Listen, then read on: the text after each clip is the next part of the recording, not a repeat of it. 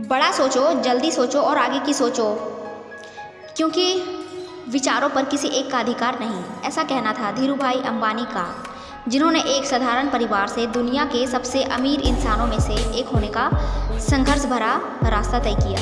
बहुत कम लोग जानते होंगे कि धीरूभाई अंबानी का वास्तविक नाम धीरजलाल गोवर्धन अंबानी है। धीरूभाई अंबानी का जन्म 28 दिसंबर 1932 गुजरात के चोड़वाड़ गांव में हुआ था। हाई स्कूल में उन्होंने पढ़ाई छोड़कर पकौड़े बेचने का काम शुरू कर दिया।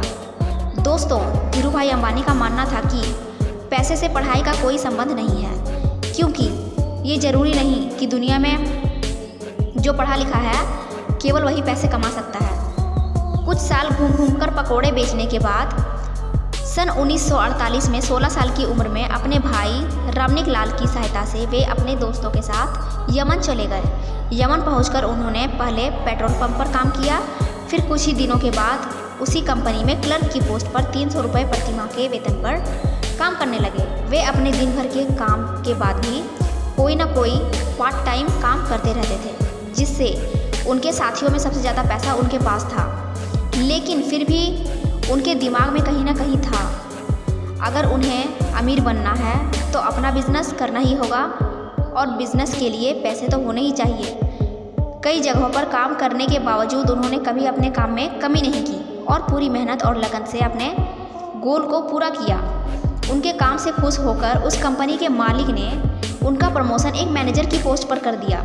लेकिन थोड़े ही दिन उस काम को करने के बाद उन्होंने काम छोड़ दिया और भारत वापस आ गए, क्योंकि उनके दिमाग में तो कुछ और ही चल रहा था। सन 1955 में उन्होंने 15,000 रुपये लगाकर अपने चचेरे भाई चंपकलाल दमानी के साथ एक मसाले की निर्यात और पॉलिस्टर का आयात का बिजनेस शुरू किया। उनके मेहनत की दम पर अगले कुछ सालों में कंपनी का टर्नओवर 10 लाख सालाना हो गया।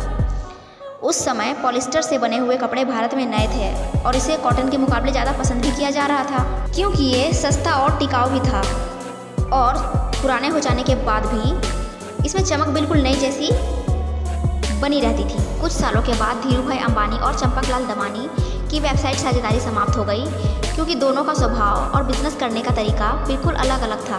लेकिन धीरूभाई अंबानी ने कभी पीछे मुड़कर नहीं देखा, और देखते ही देखते समय के साथ साथ चलते हुए इलेक्ट्रिसिटी, टेलीकॉम, एनर्जी, पेट्रोलियम और जैसे व्यापार में कदम रखते गए।